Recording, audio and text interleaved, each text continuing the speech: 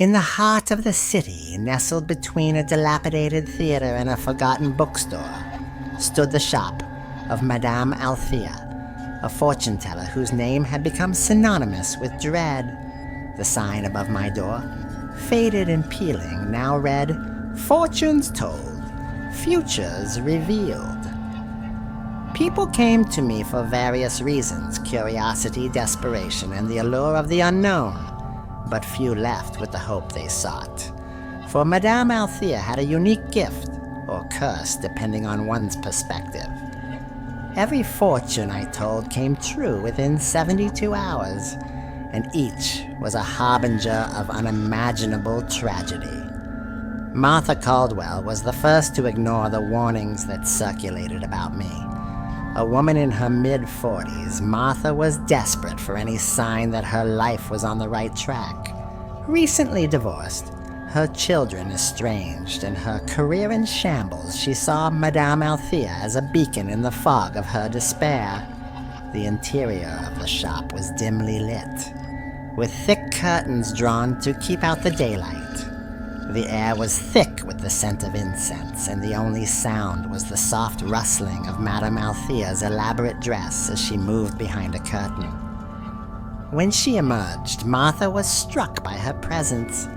Althea was an imposing figure, her eyes sharp and knowing, her hands adorned with rings that glinted in the candlelight.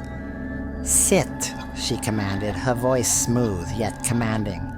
Martha obeyed, her nerves tightening. "You seek guidance," Althea said, more a statement than a question. Martha nodded, words failing her. Althea reached across the table, her fingers cold against Martha's wrist.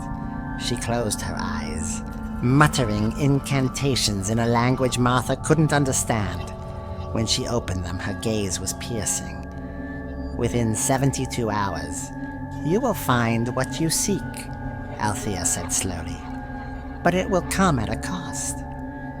Before Martha could ask what she meant, Althea pulled her hand away and stood, signaling the end of the session.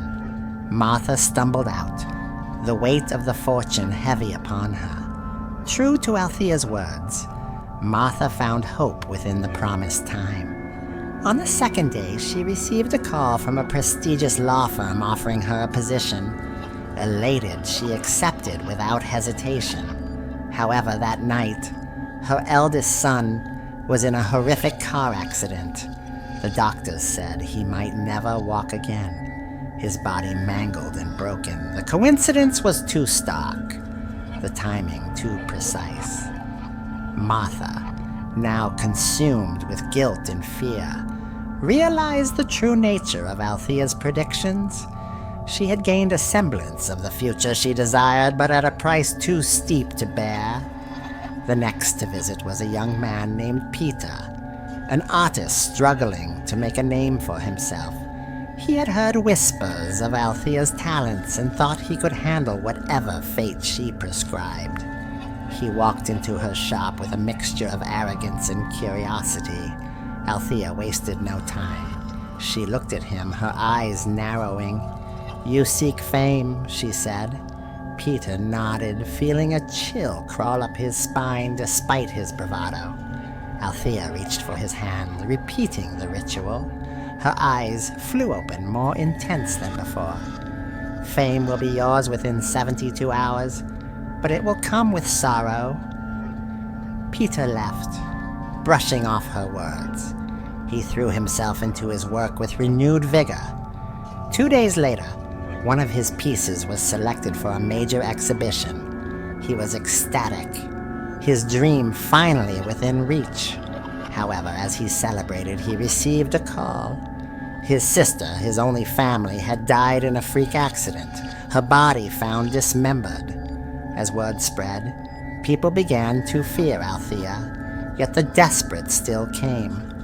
One of these was Eliza, a woman seeking love after years of loneliness. She had heard the stories but chose to believe she could outsmart fate. Eliza approached Althea with trepidation, her hands shaking as she placed them on the table. Althea's eyes softened, but only for a moment. She repeated her ritual, her face growing pale. "You will find love within 72 hours, Althea said softly, "but it will bring heartache." Eliza left, her heart pounding. She met a man the next day, their connection instant and intense. By the third day, they were inseparable. That evening, she discovered he was married, with children. The betrayal shattered her. In a fit of rage, Eliza confronted him, and in the ensuing struggle, she accidentally killed him. The sight of his lifeless body, blood pooling on the floor, drove her to madness. Henry was a businessman, wealthy and powerful, but with a gnawing sense of emptiness. He came to Althea seeking clarity for his future. He didn't believe in fortunes, but was curious about the woman everyone whispered about. Althea greeted him with the same ritual. Her grip on his hand was firm, her muttering low. When she looked at him, there was a flicker of something, fear perhaps. "You will achieve your greatest success within 72 hours, she said, "but it will bring ruin." Henry laughed it off, confident in his resilience. Within 2 days, he closed a deal that would solidify his place as a titan of industry. But on the third day, a scandal broke. His company was implicated in illegal activities. His empire crumbled overnight, his reputation in tatters. Desperate, Henry turned to darker means to save his legacy, eventually taking his own life in a grisly manner. Althea herself began to feel the weight of her gift. The tragedies that unfolded left a stain on her soul. She lived in isolation, haunted by the fates she had foretold. One evening, a young woman named Clara entered her shop. Clara was quiet, her eyes filled with an inexplicable sadness. Althea sensed something different about her. She performed the ritual, but this time her own hands trembled. When she opened her eyes, they were filled with tears. "You will find peace within 72 hours, she whispered, "but it will come through death." Clara smiled, a sad, knowing smile. She thanked Althea and left.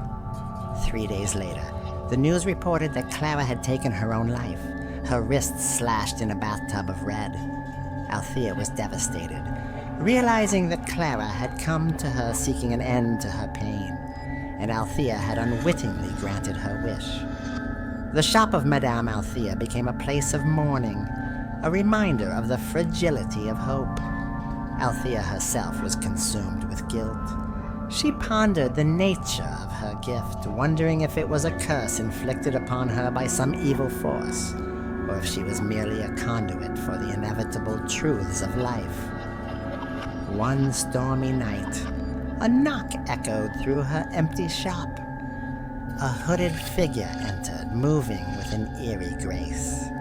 Althea sensed something ancient and powerful about this visitor. "You are the one they call Madame Althea," the figure said, their voice resonating with a strange otherworldly tone.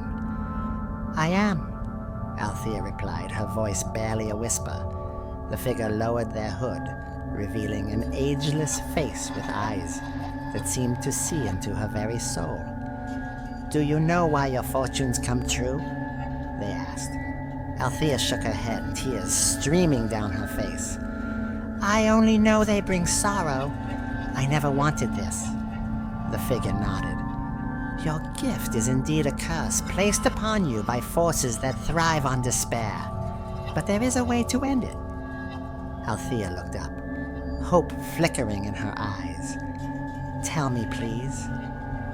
"You must give the final fortune," the figure said. "The one that will set you free. But it must be for yourself." Althea's heart pounded. She had never dared to look into her own future, fearing what she might see. But now, it seemed, she had no choice. She took a deep breath and reached for her own hand, closing her eyes as she had done so many times before. She felt a rush of cold air, heard the familiar incantations escape her lips. When she opened her eyes, she saw her reflection, her face pale and drawn. "You will find peace within 72 hours, she whispered to herself. "But it will come through death." The figure nodded solemnly. "Your sacrifice will break the curse. The tragedies will end with you." Althea accepted her fate with a heavy heart. She spent her final days in quiet reflection, preparing for the end. On the third day, she closed her shop for the last time. As the sun set, she lay down, feeling a strange calm wash over her. Her breathing slowed, her eyes closed, and she slipped into an eternal sleep. But as she drifted off, she was startled awake by a sharp pain in her chest. Opening her eyes, she found the hooded figure standing over her, a wicked smile on their face.